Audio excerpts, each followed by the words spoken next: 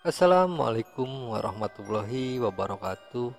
Kembali lagi bersama kreator amatir. Kali ini kita lanjut ke part berikutnya dari cerita akibat kencing sembarangan. Tapi sebelum kita lanjut ke ceritanya, alangkah baiknya kalau kita berdoa terlebih dahulu. Kita berdoa menurut kepercayaan masing-masing dan berdoa pun kita mulai. Bismillahirrahmanirrahim. Allahumma inni nas'aluka salamatan fid din wa afiatan fil jasad wa ziyaratan fil ilmi wa barakatan di rizki wa taubatan qoblal maut wa rahmatan indal maut wa magfiratan ba'dal maut. Allahumma hawin alaina fi syakaratul maut wan nazata minnan nar wal afwa indal hisab. Shadaqallahul adzim. Berdoa selesai. Inilah ceritanya. Sekepergiannya Pak Ade, Mas Uci sepertinya ingin buang air kecil. Namun karena sifat malasnya sedang menghampiri Mas Uci, jadi Mas Uci buang air kecil di mana saja tanpa memperdulikan ada siapa di situ dan ada apa di situ. Kebiasaan buruk Mas Uci adalah pipis sembarangan. Di mana ada tempat yang menurut dia aman, pastinya Mas Uci akan pipis di situ. Dia tidak peduli seberapa angkernya tempat yang sudah dia kencingi atau dia pipisin. Namun selama masih berada di kampungnya, itu tidak akan berpengaruh buat dia. Berbagai tempat pernah dia kencingin. Rumah yang sudah terbengkalai, kuburan, pepohonan yang rindang pun pernah dia pakai sebagai tempat membuang air kecil. Malam harinya, di saat aku dan Mas Uci sedang mempersiapkan segala sesuatu yang hendak dibawa untuk ke lokasi tujuan, dengan tergesa-gesa Mas Uci berlalu keluar rumah. Entah akan kemanakah dia. Namun sekembalinya Mas Uci ke dalam, "Kamu habis dari mana, Mas?" tanya Nana. "Biasa nak, ada panggilan alam, pengen pipis," jawabnya sembari tersenyum. "Gila kamu Mas, malam-malam gini pengen pipis malah keluar rumah. Kan di dalam juga ada kamar mandi Mas," tegur Nana. "Ngirit air nak, air kan lagi susah, jangan kita buang-buang," jawab Mas Uci.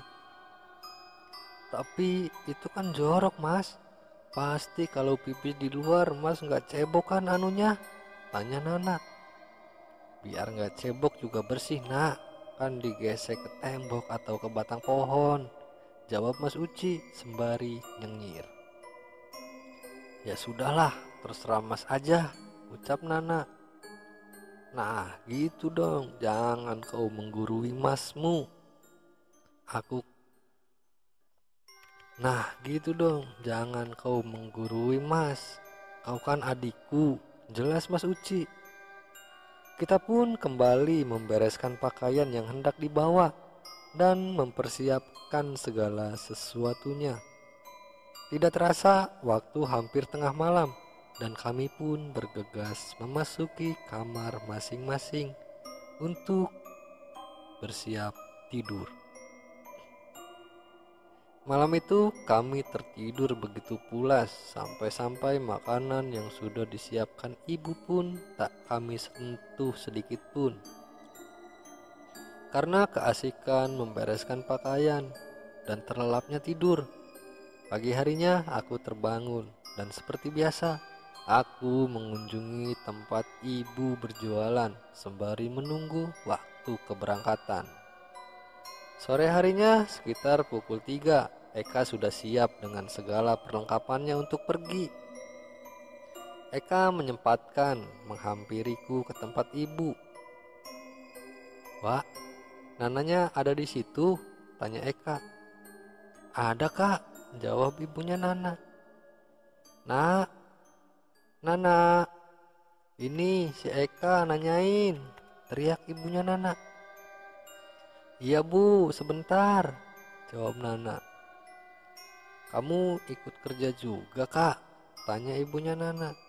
"Iya Wah, sudah lama Eka nggak ada pekerjaan. Daripada nganggur, mending ikut aja Wah. Hitung-hitung cari pengalaman baru," jawab Eka. "Ya sudah, kalian hati-hati ya di sana. Jaga sikap kalian apabila di tempat orang," ucap ibunya Nana. "Iya Wak," jawab Eka singkat. "Nak, Kak, kalau masmu pipis sembarangan, tolong tegur dia ya. Jangan disamakan di tempat sendiri.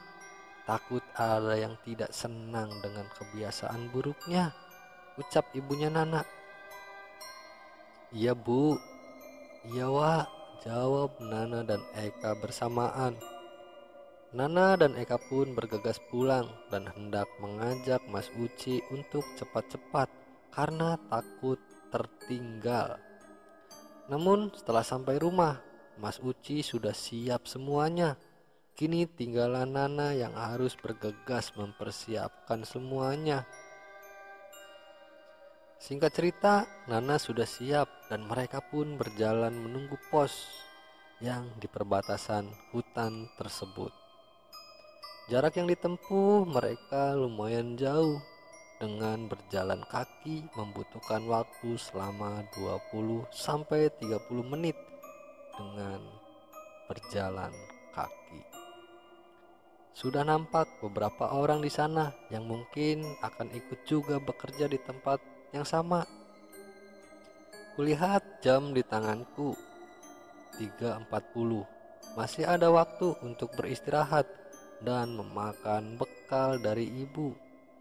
Kita berkumpul dan saling sapa menyapa satu sama lain. Kami pun kini tidak canggung lagi untuk sekedar mengobrol dengan teman-teman baru kami. Namun di sela-sela obrolan kita, kebiasaan buruknya Mas Uci pun kambuh. Mas Uci sepertinya menahan rasa kebeletnya dan mencoba mencari tempat yang menurutnya aman dan tak akan ada masalah. Akhirnya Mas Uci pergi ke pohon yang sangat besar di belakang pos. Menurut Mas Uci, tempat itu tersembunyi, jadi tidak akan ada yang tahu kalau Mas Uci pipis di situ. Kucoba ikuti dan kucegah, namun Mas Uci bukannya mendengarkan, tapi Mas Uci malah memaksa dan membentakku sampai terdengar oleh semua orang yang berada di pos itu. Untuk menjaga emosi Mas Uci, akhirnya aku dan Eka pun kembali ke pos dan menjelaskan kepada mereka yang hendak menghampiri aku, Eka, dan juga Mas Uci kalau tadi bukanlah masalah besar. Terdengar bisikan dari orang-orang di sana kalau pohon itu sangat angker. Bahkan mereka juga bilang kalau sudah beberapa orang yang melewati pohon itu tanpa permisi, maka akan terkena musibah atau bisa jatuh sakit. 2 orang di antaranya dengan tidak sengaja pipis di sekitar pohon itu dan kemudian alat vitalnya menjadi bengkak. Bahkan kantong di bawah vitalnya ada yang sebesar buah kelapa yang masih muda. Mendengar bisikan dari mereka, perasaanku menjadi tidak karuan kalau itu terjadi pada Mas Uci. Apalagi Mas Uci hendak bekerja di kampung orang.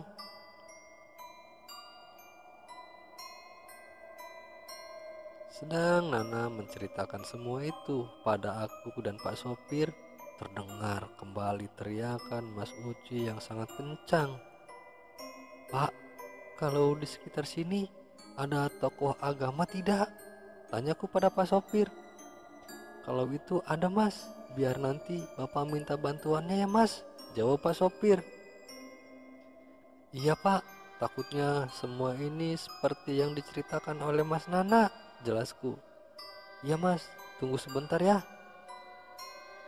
kata Pak sopir seraya meninggalkan kami. Aku dan Nana memutuskan untuk masuk dan menghampiri Uci. Mas, mas, apa yang kamu rasakan mas? Tanyaku. Sakit mas Agung, sepertinya anuku membesar mas, jawab Mas Uci sembari meringis. Sepertinya aku merasakan ada tangan yang meremas-remas buah jakarku mas. Dan aku seperti melihat ada beberapa makhluk hitam memainkan anuku dan sesekali menyentil buah jakarku yang sedang diremas dengan keras. Terang Mas Uci. Sabar ya mas, Pak supir sedang mencari bantuan, ucapku. Iya mas, jawab Mas Uci. Sebenarnya Mas Uci sudah pipis di mana sampai bisa seperti ini? Tanyaku. Di pohon besar belakang pos perbatasan itu Mas Agung, jawab Mas Uci. Ya Allah mas, itu kan pohon keramat mas, pohon angker. Jangankan mengencingi pohon itu, kita tidak sopan di dekat pohon itu saja mereka marah, apalagi mengencinginya mas, ucapku lemas.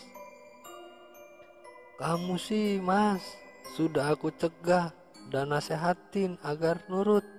Gini kan jadinya, ucap Nana kesal. Sudah, jangan ribut, kita tunggu Pak sopir aja. Mudah-mudahan tokoh agama itu mau membantu kita.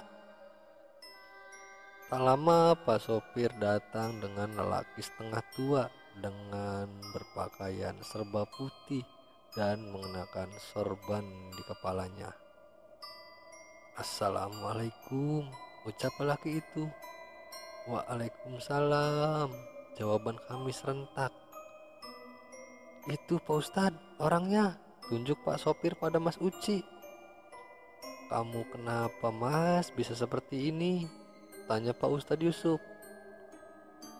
Aku dan Nana pun menjelaskan pada Pak Yusuf, dan Pak Yusuf pun mengerti dan paham kondisinya. Baiklah, yang lainnya bisa tunggu di luar biar Bapak periksa dulu mas ini, kata Pak Yusuf. Yang lain pun keluar, tinggallah aku, Nana, Eka, Pak Yusuf beserta Mas Uci. Lelaki setengah tua itu berinteraksi dengan sosok yang dibicarakan oleh Mas Uci tadi, dan Pak Yusuf pun meminta mereka pergi dan untuk memaafkan Mas Uci. Tidak lama makhluk itu pun pergi dan Mas Uci sedikit tenang dan tidak merasakan sakit lagi di area vitalnya.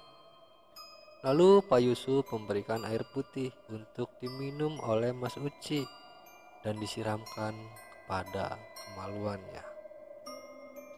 Setelah Mas Uci meminum dan menyiramkan air itu pada kemaluannya, seketika yang tadinya bengkak kini kembali normal ke ukurannya. Lain kali hati-hati ya mas kalau buang air kecil, kata Pak Yusuf. Mereka terusik oleh masnya, dan masnya pasti tidak permisi dulu ya waktu buang air kecil, kata Pak Yusuf. Iya pak, maaf habis kebelet pak, jawab Mas Uci. Ya sudah, mereka sudah memaafkan masnya, dan lain kali jangan pernah buang air kecil sembarangan lagi ya mas, ucap lelaki setengah tua itu. Iya pak, jawab Mas Uci mengangguk. Karena di dunia ini bukanlah manusia, hewan, dan tumbuhan saja, melainkan makhluk-makhluk gaib pun ada dan berdampingan dengan kita. kata Pak Yusuf. Setelah itu Pak Yusuf pun berpamitan dengan kami dan kembali diantar oleh Pak sopir pulang. Mas Uci pun kini menyadari dan membuang kebiasaan buruknya itu. Maka sampai habis kontrak kita bekerja, Mas Uci sudah tidak mengalami kejadian yang seperti dulu lagi. Dan cerita pun berakhir. Kita harus bisa menghargai sesama makhluk, baik itu makhluk hidup seperti kita atau makhluk yang tidak kasat mata atau makhluk gaib. Oke, terima kasih teman-teman semua yang sudah menyimak, menyaksikan, dan mendengarkan cerita dari Kang Holil. Terima kasih juga untuk teman-teman semua yang sudah subscribe, like, komen, dan juga share ke media sosial teman-teman semua. Dan saya ingatkan kembali, nyalakan juga loncengnya ya untuk mendapatkan update terbaru dari channel ini. Dan sekali lagi saya ucapkan banyak-banyak terima kasih. Wabillahi taufiq wal hidayah. Wassalamualaikum warahmatullahi wabarakatuh.